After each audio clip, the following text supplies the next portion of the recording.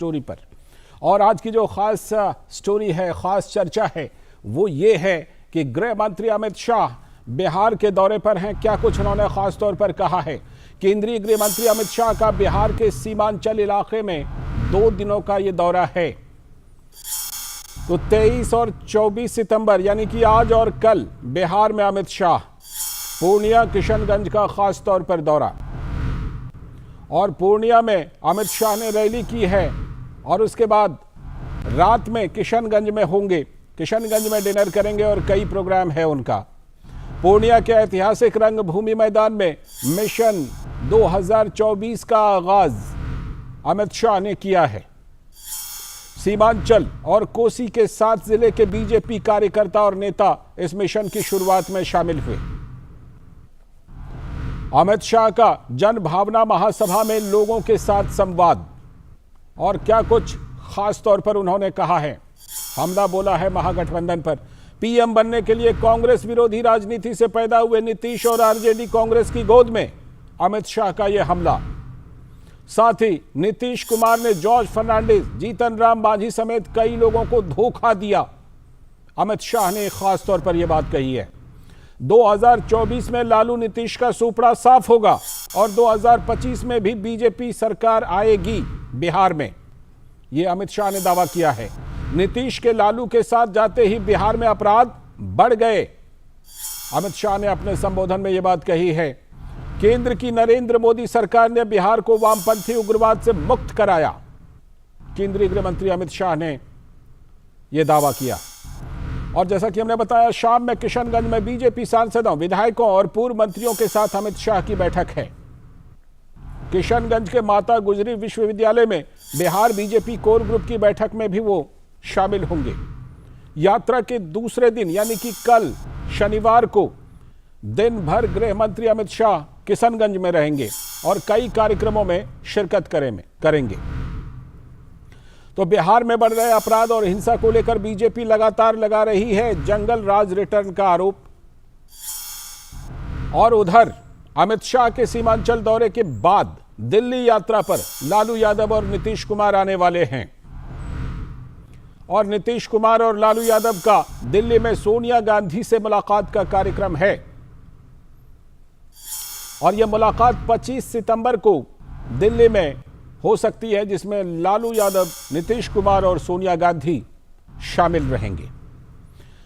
तो ये सब कुछ बिहार की राजनीति में बड़ा कुछ हो रहा है। और बिहार के दौरे पर गए हुए केंद्रीय गृह मंत्री अमित शाह ने क्या कुछ खास कहा है, सुन लेते हैं। मैं यहां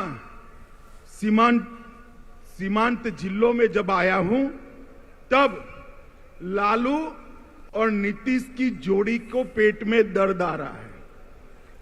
वो कह रहे हैं कि झगड़ा लगाने आएंगे, वो कह रहे हैं कि कुछ करके जाएंगे। भाई, झगड़ा लगाने के लिए मेरी जरूर नहीं है लालू जी, आप पर्याप्त हो झगड़ा लगाने के लिए। आपने पूरा जीवन एक काम किया है।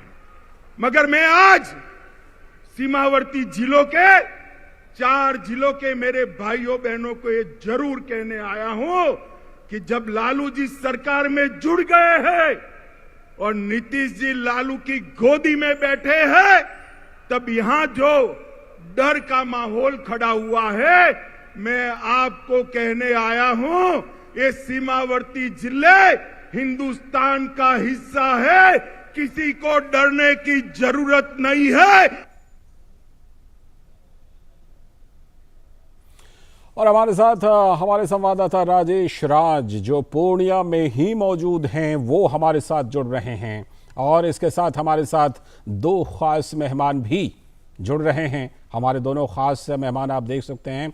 डॉक्टर विनोद शर्मा बिहार भाजपा के प्रवक्ता हैं, बहुत बहुत स्वागत विनोद जी। और साथ में माधव आनंद, जो कि जेडीयू के प्रवक्ता हैं, आपका भी बहुत बहुत स्वागत माधव जी। आता हूं आप लोगों के पास, लेकिन पहले जरा राजेश से अपडेट ले लेता हूं। राजेश, जिस तरह से केंद्रीय गृह मंत्री ने ऐलान करके कहा कि सीमावर्ती इलाकों में भी किसी को डरने की जरूरत नहीं है, केंद्र में नरेंद्र मोदी की सरकार है, क्या पैगाम है गृह मंत्री का, लोगों को सीधा पैगाम?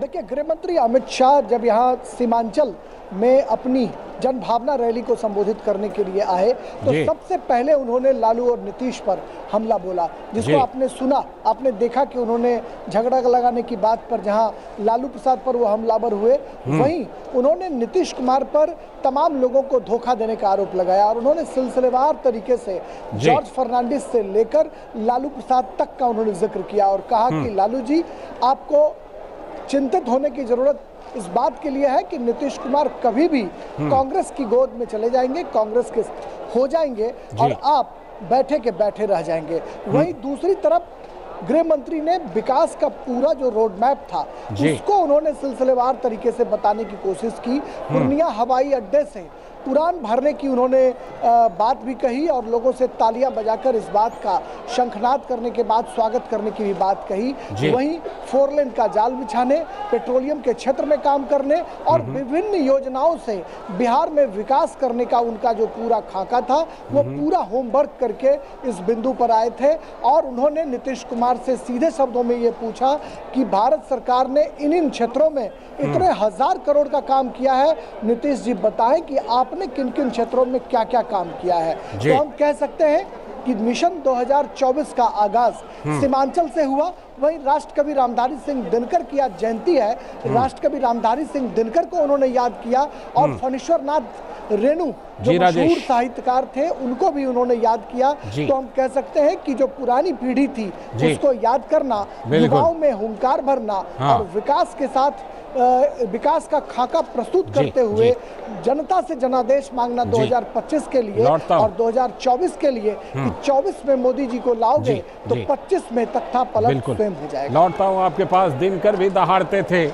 दिनकर भी भय मुक्त रहने का संदेश देते थे अपनी रचनाओं के माध्यम से और अमित शाह ने वही बात वहां पर कही है। खास तौर पर डॉक्टर विनोद शर्मा जी, मुझे ये बताइए कि केंद्रीय गृह मंत्री को ये जो वहां पर जाकर खास तौर पर लोगों को कहना पड़ा कि डरिएगा मत, तो ये किस लिए कहना पड़ा केंद्रीय गृह मंत्री को? देखिए, आज बहुत खुशी की बात है कि अमित शाह जी का दौरा सीमांचल में हुआ है और जो लोग भ्रम फैला रहे थे नीतीश जी, लालू जी, उसको उन्होंने स्पष्ट कर दिया कि भारत का अभिन्न अंग है सीमांचल और जो भी यहाँ भारतवासी रहते हैं किसी को डरने की जरूरत नहीं है। नरेंद्र मोदी जी प्रधानमंत्री इस देश के हैं, इसलिए इनके बातों में नहीं आइए और निश्चित रूप से इन जो धोखाधड़ी किया है भाजपा के साथ, जो पीठ पे चाकू घोंपने का काम किया है नीतीश कुमार जी ने और बार बार इनके चरित्र में शामिल हो गया है, ऐसे लोगों का अंत कीजिए। 24 में भारी बहुमत से वहां तो लोगों ने शपथ लिया है कि नरेंद्र मोदी जी की सरकार बनाएंगे, अधिक से अधिक सांसद से सारे जिता के भेजेंगे और 25 में भी नीतीश कुमार का सुपड़ा साफ करने का वायदा वहां के लोगों ने किया है।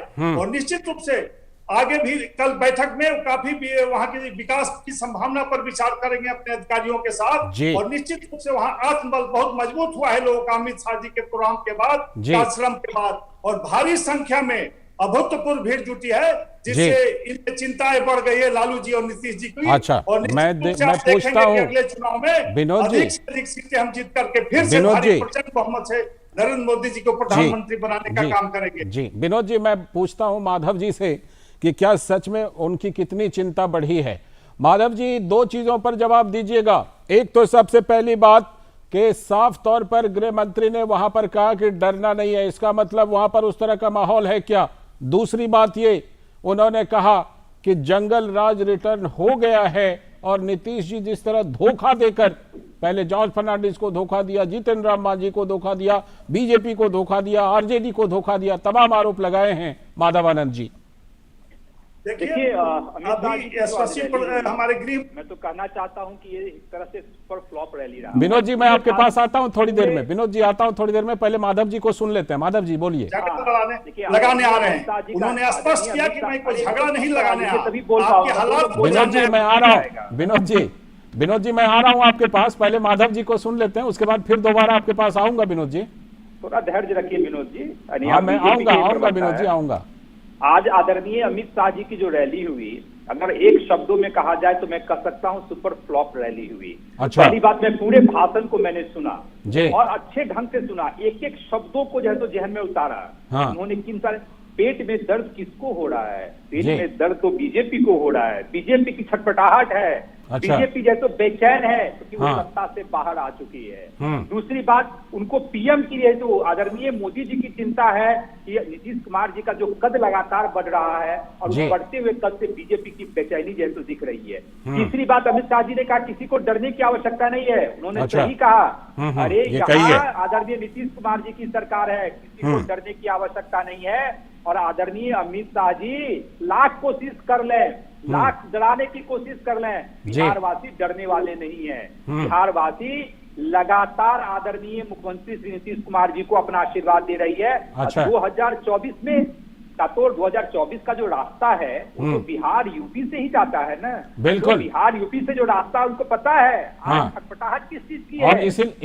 इसीलिए वो लगता है कि इस मिशन पर निकले हैं। मैं लौटता हूं और खास तौर पर 2024 और 25 पर बात करूंगा, अमित शाह के मिशन का, और नीतीश जी और लालू जी जिस तरह अपनी मुलाकात सोनिया जी से करने वाली, उस पर भी बात करूंगा। मैं राजेश से एक और अपडेट ले लेता हूं। राजेश, जिस तरह से बात अब मिशन 2024-2025 की हो रही है, क्या कुछ इस सीमांचल इलाके में गृह मंत्री 2 दिनों के दौरे पर हैं? क्या प्रमुख कार्यक्रम है गृह मंत्री का अगले 2 दिनों में, क्योंकि कल पूरी तरह किशनगंज में प्रवास करेंगे वो? देखिए, भारतीय जनता पार्टी के जो कोर ग्रुप की बैठक है वो आज शाम होनी है और इससे पहले जो भारतीय जनता पार्टी के सांसद हैं, विधायक हैं, पूर्व विधायक हैं, इनसे भी गृह मंत्री अमित शाह जो है किशनगंज में 4 बजे आज मुलाकात करेंगे। जो माता गुजरी विश्वविद्यालय है, मेडिकल कॉलेज है, वहाँ पर वो आज विश्राम भी करेंगे, प्रवास करेंगे और ये उम्मीद की जा रही है कि बड़े पैमाने पर कार्यकर्ताओं से भी मुलाकात करेंगे। और कल दिन भर जो है वो गहमा गहमी का माहौल रहेगा। वहाँ माता काली के मंदिर में कल उनके दर्शन पूजन से उनके यात्रा का आरंभ होगा। एसएसबी, बीएसएफ और आईटीबीपी के अधिकारियों के साथ वो बैठक भी करेंगे। एक और सरकारी कार्यक्रम में भी शामिल होंगे और फिर शाम में अगर बात करें तो शाम में 4 जो जिले हैं, अररिया, पूर्णिया, किशनगंज और कटिहार, इन तमाम जिलों के जो जिलाध्यक्ष हैं, जो कार्यकर्ता हैं, इनके साथ भी वो गुफ्तगू करेंगे और कई तरह की बैठकों का दौर चलेगा। हम कह सकते हैं कि सीमांचल के इलाके में गृह मंत्री अमित शाह का जो यह दौरा है, यह कहीं ना कहीं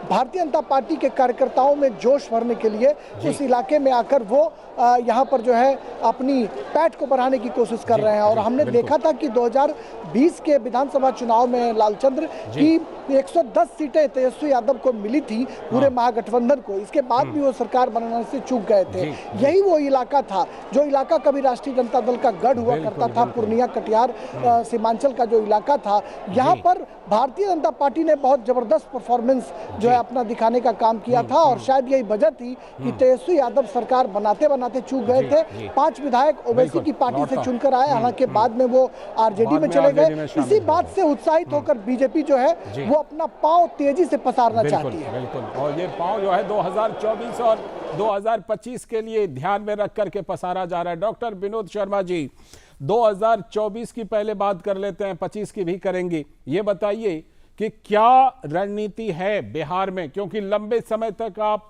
नीतीश जी के साथ सत्ता में बने रहे, विपक्ष में रहे नहीं, तो विपक्ष में अब आप हैं, तो एक विपक्ष के तौर पर आप किस तरह से 2024 और 25 के लिए अपने आप को तैयार कर रहे हैं, क्योंकि उधर नीतीश जी, लालू जी और कांग्रेस ये सब साथ हैं, मुलाकात भी होने वाली है उनकी दिल्ली में।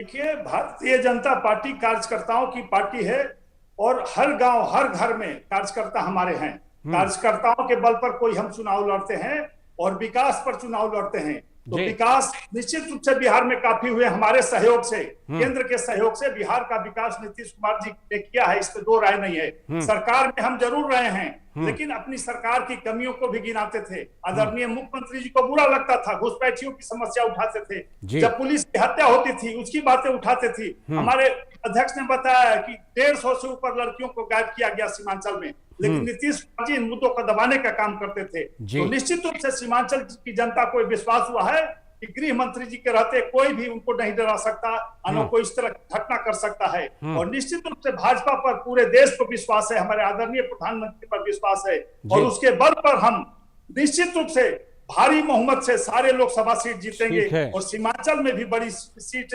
प्राप्त करेंगे। उसके बाद हाँ। जो चुनाव होंगे विधानसभा का, उसमें भी उसका असर दिखेगा और इस बार नीतीश कुमार जी लालू जी के साम्राज्य का अंत होगा। हाँ माधव जी, गृह मंत्री ने खास तौर पर अपने संबोधन में हमला बोलते हुए एक बात कही है कि कांग्रेस के विरोध से उपजे, कांग्रेस विरोध की राजनीति से नीतीश जी, लालू जी, और अब कांग्रेस के गोद में जाकर फिर से बैठ गए और 25 तारीख को शायद मुलाकात है यहां दिल्ली में।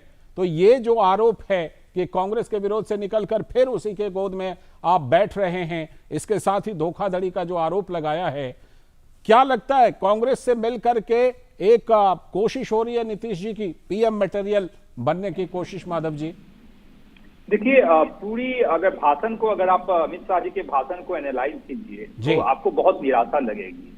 पूरे भाषण को मैंने सुना और आशा करते हैं आप भी सुने होंगे। पूरे 10 से 12 मिनट के भाषण और 15 मिनट के भाषण में वो लगभग लालू और नीतीश जी पे भी रहे। एक बार भी केंद्र सरकार के तरफ से बिहार को विशेष राज्य का दर्जा क्यों नहीं मिला, बिहार को विशेष आर्थिक पैकेज क्यों नहीं मिला, मैं जो केंद्र सरकार हर स्टेट को जो प्रोजेक्ट देती है उसके अलावा बिहार को विशेष आर्थिक पैकेज क्यों नहीं मिला, बिहार को विशेष राज्य का दर्जा क्यों नहीं मिला, पर जवाब नहीं दे रहे हैं। देखिए, कांग्रेस से हाथ मिलाने, हम लोग तो कांग्रेस से हाथ मिला चुके हैं, इसमें कहाँ कोई है, तो वो पब्लिक डोमेन में है। कांग्रेस गठबंधन का पार्ट है और केंद्र में जब भी बात आएगी तो कांग्रेस के बिना तो बात हो ही नहीं सकती है। तो इसमें तो कुछ क्या कहने की जरूरत है। कांग्रेस के साथ हम लोग हैं। नीतीश बाबू पीएम मटेरियल हैं, इधर राहुल गांधी ने भारत जोड़ो यात्रा निकाली। आपने बड़ा अच्छा प्रश्न पूछा। देखिए, ये असंभव जरूर लगता है कि विपक्ष कैसे एकजुट होगा, और असंभव को संभव बनाने की जिम्मेदारी आदरणीय नीतीश कुमार जी ने ली है। कि पहली प्राथमिकता है कि जितने भी विपक्षी पार्टियां हैं, लाइक माइंडेड पार्टियां है, सबको एक मंच पे एक साथ लाने की जरूरत है, और इसी मुहिम में आदरणीय नीतीश कुमार जी लगे हुए हैं। आपने सही कहा, 25 तारीख को सोनिया गांधी जी से भी मुलाकात है, हरियाणा में भी कार्यक्रम है, वहां भी आदरणीय नीतीश कुमार जी जाएंगे। और पेट में दर्द तो बीजेपी को हो रहा है, हम लोग समझ सकते हैं। जिस तरह बिहार की जनता खुश है और जिस तरह के रिस्पॉन्सेज मिल रहे हैं, मुझे ये जमानत जब्त होने की बात हम लोग के लिए कर रहे हैं, तो कहीं ये डरना लग रहा है। इस पर विनोद जी ही जवाब देंगे आपको। विनोद जी, कहीं खाता भी ना खुले इन लोगों का। विनोद जी, क्या आप लोग ये कह रहे हैं कि आप लोगों की चिंता बढ़ गई है इनके साथ आने से? जो है डॉक्टर है, दवाई ले लें, ठीक है, जवाब ले लेते हैं माधव जी। माधव जी, विनोद जी का जवाब ले लेते हैं। भ्रम की स्थिति पैदा करना चाहते हैं, जिसको साफ कर दिया हमारे गृह मंत्री ने। आज ये पैकेज की बातें करते हैं। लालू जी जब पावरफुल मंत्री थे कांग्रेस सरकार में, क्यों नहीं पैकेज दिलवाया? और आज उनके गोद में आप बैठे हुए हैं, कांग्रेस के गोद, जिसके खिलाफ में नीतीश कुमार जी और लालू जी की उपज हुई, जिस इंदिरा गांधी जी के जो लगाया था मिसा, और उसी के गोद में बैठकर बिहार के और जनता की बातें कर रहे हैं। आप निश्चित रूप से अपने ऊपर मंथन कीजिए कि आपके ऊपर कितने चार्जेस लगाए। सारी सच्चाई को गिना दिया अमित शाह जी ने। आपने अपमानित किया रामविलास पासवान जी को, आपने जीतन मांझी जी को, जॉर्ज फर्नांडिस को, सभी को अपमानित किया, सबको धोखा दिया। और लालू जी को भी 2 बार धोखा दे चुके हैं। पहले भी लालू जी के शिष्य के रूप में राजनीति में आए, लालू जी ने उंगली पकड़ के उन्हें के मंत्री बनवाया था केंद्र में, लेकिन उसके बाद भी धोखा दिया। फिर दोबारा आप धोखा दिए तेजस्वी यादव को, और फिर इस बार आप जान रहे हैं कि स्वयं भी उम्मीदवार है प्रधानमंत्री के। कोई भी पार्टी आपको अभी तक उम्मीदवार घोषणा नहीं किया है। राजद की सहमति है, लेकिन देश में कोई भी उम्मीदवार आपको पार्टी नहीं मान रहा है। ठीक है, सपना देखिए, लेकिन अपनी जमीन भी देखिए। आपकी सच्चाई है कि 2 सांसद जिताया था अपने बल पर, वही आपकी अपनी असलियत है। तो वो गठबंधन में है ना। आप मत देखिए जो पूरा नहीं हो। बिहार के विकास के लिए भारतीय जनता पार्टी ने हर संभव मदद किया है। हमारी सरकार ने आज जो भी विकास हुए हैं, भारत सरकार और आदरणीय प्रधानमंत्री के सहयोग से हुए हैं। आपका कोई नीतीश कुमार जी का योगदान नहीं है। आप तो 30% एस्टीमेट का घोटाला करते रहे, जो मांझी जी ने आरोप लगाया था। जो भारत सरकार फंड देती है, जदयू के मंत्री और नीतीश जी 30% कमीशन देते हैं। जवाब ले लेते हैं मांझी का स्टेटमेंट। माधव जी से छोटा सा जवाब लेते हैं। कितना पैसा खाए हैं, कहाँ से आप खर्च कीजिएगा? आखिर प्रधानमंत्री के उम्मीदवार बने हैं तो वही पैसों का उपयोग कीजिएगा ना। ठीक है माधव जी, एक बात बताइए, ठीक है पॉलिटिकल रीअलाइनमेंट तो चलता रहता है, वो एक अलग मुद्दा है, लेकिन बात यह भी आ रही है कि बड़े जोर शोर से जिस तरह की घटनाएं हुई हैं हाल में, तो जंगल राज रिटर्न, इस बात को बड़े जोर से बीजेपी उछाल रही है। देखिए, अगर आपराधिक घटनाओं में बढ़ोतरी हुई है, आपराधिक घटनाएं पूरे देश में होती है। ऐसा कोई भी स्टेट नहीं कर सकते कि वहाँ आपराधिक घटनाएं एकदम नहीं हो रही है। आपराधिक घटनाएं अगर बिहार में हो रही है, बिहार में क्या होता है जिक्र आपने किया, जवाब ले लेते हैं, पहले जवाब ले लेते हैं माधव जी का। विनोद जी मैं आता हूँ, माधव जी का जवाब ले लेते हैं। सुन लीजिए विनोद जी, जी जी धैर्य रखिए जी, बोलिए माधव जी। बिहार में आते हैं क्या? अगर कोई घटनाएं है तो पुलिस प्रशासन अपना काम करती है और बिहार की जनता अपने आप को सुरक्षित महसूस कर रही है। विनोद शर्मा जी भी अपने आप को सुरक्षित महसूस करें, तब तो इसलिए इतना ओपनली बोल रहे हैं ना। हम लोगों के राज्य में सब सुरक्षित है, लेकिन किशनगंज वहाँ पूर्णिया में गृह मंत्री को कहना पड़ा, लोगों को आश्वासन देना पड़ा, डरिए नहीं। तो भाई डराने का काम तो बीजेपी करती है। अच्छा। तुष्टिकरण की नीति कौन अपनाता है? बीजेपी अपनाती है। सांप्रदायिक जो हम लोग सौहार्द वातावरण में रह रहे हैं उसको बिगाड़ने का काम पूरे देश में भाजपा की सरकार ने ठीक है। इतनी बात तो साफ है कि बिहार की राजनीति जो है वो बड़ी दिलचस्प होने वाली है। और गृह मंत्री का जो ये आज का दौरा है, 2 दिनों का दौरा है, उसने बड़ी ही वहां का तापमान, राजनीतिक तापमान काफी बढ़ा दिया है। आने वाले दिनों में भी हम लोग इस पर चर्चा करते रहेंगे, खबर दिखाते रहेंगे। फिलहाल बहुत बहुत शुक्रिया माधव जी जुड़ने के लिए, विनोद जी जुड़ने के लिए, और राजेश आपका भी वहां से जुड़कर अपडेट देने के लिए फिलहाल बहुत बहुत धन्यवाद। आगे भी जुड़ेंगे, बहुत बहुत शुक्रिया आप सभी का। तो बिहार की राजनीति, जैसा कि हमने कहा कि बिल्कुल वहां पर एकाएक तापमान बढ़ गया है जब आज गृह मंत्री अमित शाह ने वहां पर पूर्णिया में मिशन 2024 का आगाज किया है और वहां संबोधन करके महागठबंधन पर, नीतीश सरकार पर जमकर उन्होंने हमला बोला है। वक्त है एक ब्रेक का, और ब्रेक के बाद जब लौटेंगे तो बात करेंगे एक और घमासान की। और वो घमासान देश विदेश में, ईरान में एक तरफ बेटियां मारी जा रही हैं हिजाब के विरोध में प्रदर्शन करने के लिए, और हमारे यहां जो कुछ हो रहा है उस पर भी करेंगे चर्चा। वक्त है एक ब्रेक का। हमारा देश भारत आजादी का अमृत महोत्सव मना रहा है। आइए हम इस महोत्सव में भाग लें। मैं एक वकील हूँ। हमारा जीवन देश के नागरिकों को इंसाफ और न्याय दिलवाने में बीतता है, पर अब हम उन्हें न्याय दिलवाना चाहते हैं जिन्हें न्याय नहीं मिल पाता। मैं बात